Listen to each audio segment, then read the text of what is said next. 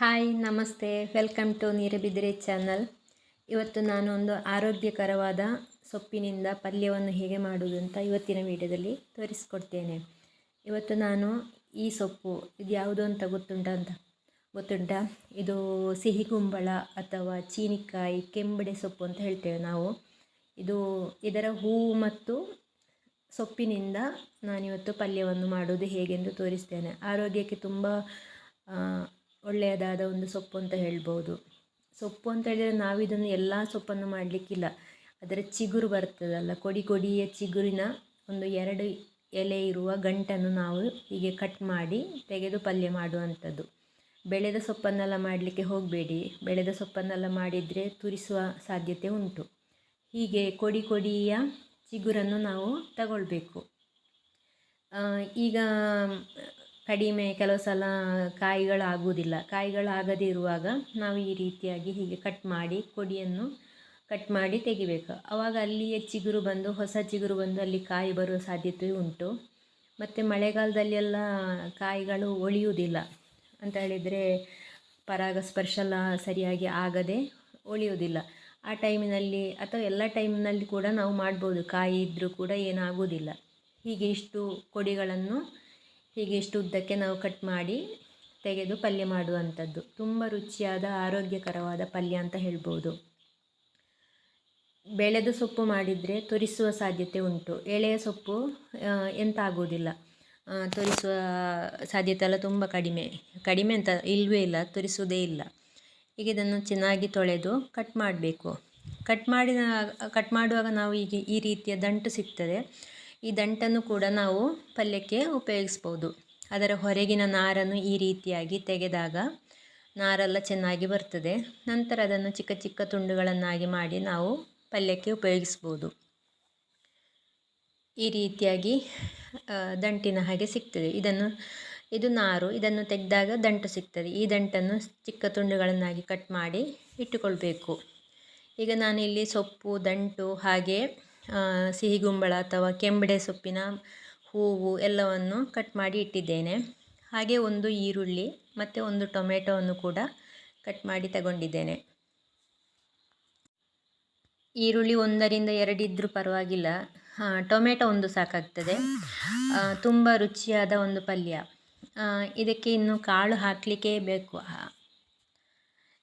ಇಲ್ಲಿ ನಾನು ಅಲಸಂಡೆ ಕಾಳನ್ನು ರಾತ್ರಿ ನೆನೆ ಹಾಕಿ ಬೆಳಿಗ್ಗೆ ಕುಕ್ಕರಿನಲ್ಲಿ ಉಪ್ಪು ಹಾಕಿ ಚೆನ್ನಾಗಿ ಬೇಯಿಸಿ ರೆಡಿ ಮಾಡಿ ಇಟ್ಟುಕೊಂಡಿದ್ದೇನೆ. ಈ ಪಲ್ಯಕ್ಕೆ ಅಲಸಂಡೆ ಕಾಳೇ ತುಂಬ ಸೂಕ್ತವಾದ ಕಾಳು, ತುಂಬ ರುಚಿಯಾಗಿ ಬರುವಂಥದ್ದು. ಇನ್ನೀಗ ಒಂದು ಬಾಣಲೆಗೆ ಎಣ್ಣೆ ಹಾಕಿ ಒಗ್ಗರಣೆಗೆ ರೆಡಿ ಮಾಡೋಣ.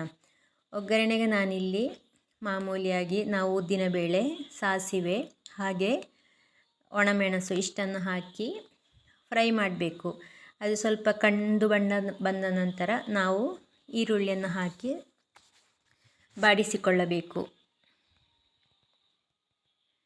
ತುಂಬ ಸುಲಭವಾಗಿ ಬೇಗನೆ ಆಗುವಂಥ ಪಲ್ಯ. ಕಾಳನ್ನು ಮಾತ್ರ ನಾವು ನೆನೆ ಹಾಕಿ ಬೇಯಿಸಿಕೊಳ್ಳುವ ಒಂದು ಪ್ರೋಸೆಸ್ ಮಾತ್ರ ಇರುವುದು ಅಂತ ಹೇಳ್ಬೋದು. ಆಮೇಲೆ ಬೇಗನೆ ಆಗುವಂಥ ಒಂದು ಪಲ್ಯ. ಹೀಗೆ ಸ್ವಲ್ಪ ಕಂದು ಬಣ್ಣ ಬರುವಾಗ ನಾವಿನ್ನು ಈರುಳ್ಳಿಯನ್ನು ಹಾಕಿಕೊಳ್ಬೇಕು. ಈರುಳ್ಳಿಯನ್ನು ಹೆಚ್ಚು ಹಾಕಿದರೂ ಒಳ್ಳೆ ರುಚಿಯಾಗ್ತದೆ. ನಾನಿಲ್ಲಿ 1ರಿಂದ 1.5 ತಗೊಂಡಿದ್ದೇನೆ. ಸೊಪ್ಪು ತುಂಬ ಉಂಟು. ಕಡಿಮೆ ಸೊಪ್ಪಿರುವಾಗ ನಾವು ಕಡಿಮೆ ತಗೊಳ್ಬೋದು ಅಥವಾ ಜಾಸ್ತಿ ಕೂಡ ತಗೊಳ್ಬೋದು. ಬಾಕಿ ಮಾಮೂಲಿ ನಾವು ಕ್ಯಾಬೇಜು, ಬೀಟ್ರೂಟ್ ಅಂಥ ಪಲ್ಯಗಳನ್ನು ತಿಂದು ಬೋರ್ ಆಗುವಾಗ ನಾವು ಇಂತಹ ಸೊಪ್ಪುಗಳಿಂದ, ಅದು ನಮ್ಮ ಪ್ರಕೃತಿಯಲ್ಲಿ ಸಿಗುವಂತಹ ಸೊಪ್ಪು, ತರಕಾರಿ ಮಾಡುವಾಗ ನಮಗೆ ಹೆಚ್ಚಾಗಿ ಚೀನಿಕಾಯಿ ಸೊಪ್ಪೆಲ್ಲ ಧಾರಾಳವಾಗಿ ಸಿಗ್ತದೆ. ಆವಾಗ ಸುಲಭವಾಗಿ ಮಾಡುವಂತಹ ಒಂದು ಪಲ್ಯ ಅಂತ ಹೇಳ್ಬೋದು. ಈರುಳ್ಳಿ ಸ್ವಲ್ಪ ಫ್ರೈ ಆದ ನಂತರ ಟೊಮೆಟೊವನ್ನು ಹಾಕಿ ಒಂದು 2 ಸೆಕೆಂಡುಗಳ ಕಾಲ ಅದನ್ನು ಫ್ರೈ ಮಾಡೋಣ. ನಂತರ ಸೊಪ್ಪನ್ನು ಹಾಕಿ ಫ್ರೈ ಮಾಡುವಂಥದ್ದು.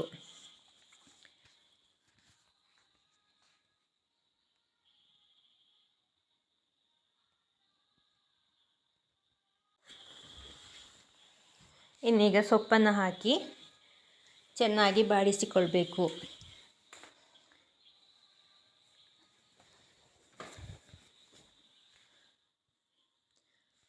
ಸೊಪ್ಪಿನಲ್ಲಿ ಕಬ್ಬಿಣ ಅಂಶ ಎಲ್ಲ ಜಾಸ್ತಿ ಇರೋ ಕಾರಣ ನಾವು ಇದನ್ನು ತಿಂದರೆ ಆರೋಗ್ಯಕ್ಕೆ ತುಂಬ ಒಳ್ಳೆಯದು, ಹಾಗೆ ತುಂಬ ರುಚಿಯಾಗಿ ಕೂಡ ಇರ್ತದೆ. ಈಗ ಇದನ್ನು ಒಮ್ಮೆ ಚೆನ್ನಾಗಿ ಮಗಚಿ ಫ್ರೈ ಮಾಡೋಣ. ನಂತರ ನಾವು ಬೇಯಿಸಿಟ್ಟುಕೊಂಡ ಬೇಳೆಯನ್ನು ಹಾಗೆ ಉಪ್ಪು, ಅರಿಶಿನ ಹುಡಿ ಹಾಗೆ ಮೆಣಸಿನ ಹುಡಿಗಳನ್ನು ಹಾಕಿ ಬೇಯಿಸಿಕೊಳ್ಬೇಕು. ಇದು ಸ್ವಲ್ಪ ಸ್ಪೈಸಿಯಾಗಿದ್ದರೆ ಒಳ್ಳೆಯದು, ಸ್ವಲ್ಪ ಖಾರ ಖಾರವಾಗಿದ್ದರೆ ಈ ಪಲ್ಯ ರುಚಿಯಾಗಿರ್ತದೆ. ಯಾಕೆಂತ ಹೇಳಿದರೆ ನಾವು ಅದಕ್ಕೆ ಕಾಳುಗಳನ್ನೆಲ್ಲ ಹಾಕ್ತೇವಲ್ಲ, ಆದ ಕಾರಣ ಸ್ವಲ್ಪ ಸ್ಪೈಸಿಯಾಗಿದ್ದರೆ ಒಳ್ಳೆಯದು. ಇದು ಅನ್ನಕ್ಕೆ ಅಥವಾ ನಿಮಗೆ ರೊಟ್ಟಿ ಚಪಾತಿಗೂ ಕೂಡ ಆಗ್ತದೆ. ಅನ್ನಕ್ಕೆ ತುಂಬ ರುಚಿಯಾದ ಪಲ್ಯ ಅಂತ ಹೇಳ್ಬೋದು. ಇನ್ನು ಸ್ವಲ್ಪ ನೀರು ಹಾಕಿ ಇದನ್ನು ಬೇಯಿಸಿಕೊಳ್ಬೇಕು. ಬೇಯಿಸಿದ ನಂತರ ಅರ್ಧ ಬೆಂದ ನಂತರ ನಾವು ಕಾಳುಗಳನ್ನು ಹಾಕಿ ಪುನಃ ಚೆನ್ನಾಗಿ ಬೇಯಿಸೋಣ.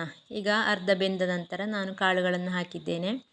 ಕಾಳುಗಳು ಬೇಯಿಸಿದ ನೀರನ್ನು ಕೂಡ ಒಟ್ಟಿಗೆ ಹಾಕಿದರೆ ಒಳ್ಳೆಯದು. ಇದನ್ನೀಗ ಚೆನ್ನಾಗಿ ಬೇಯಿಸಲು ಬಿಡೋಣ. ಕೊನೆಯಲ್ಲಿ ಪಲ್ಯ ರೆಡಿ ಆಗ್ತಾ ಇರುವಾಗ ನಾವಿದಕ್ಕೆ ತೆಂಗಿನ ತುರಿಯನ್ನು ಹಾಕಬೇಕು. ನಾನಿಲ್ಲಿ ಒಂದು ಮುಷ್ಟಿಯಷ್ಟು ತೆಂಗಿನ ತುರಿಯನ್ನು ಹಾಕಿದ್ದೇನೆ. ಇನ್ನಿದನ್ನು ನೀರಾರುವ ತನಕ ನಾವು ಬೇಯಿಸಿಕೊಳ್ಬೇಕು.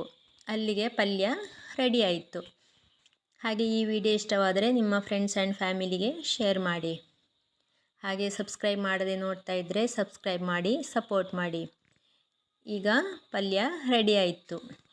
ತುಂಬ ರುಚಿಯಾದ ಆರೋಗ್ಯಕರವಾದ ಕೆಂಬಡೆ ಸೊಪ್ಪಿನ ಪಲ್ಯ ಅಥವಾ ಸಿಹಿಗುಂಬಳ ಚೀನಿಕಾಯಿ ಸೊಪ್ಪಿನ ಪಲ್ಯ ಸವಿಯಲು ಸಿದ್ಧವಾಯಿತು.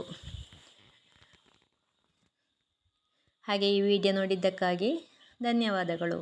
Thank you.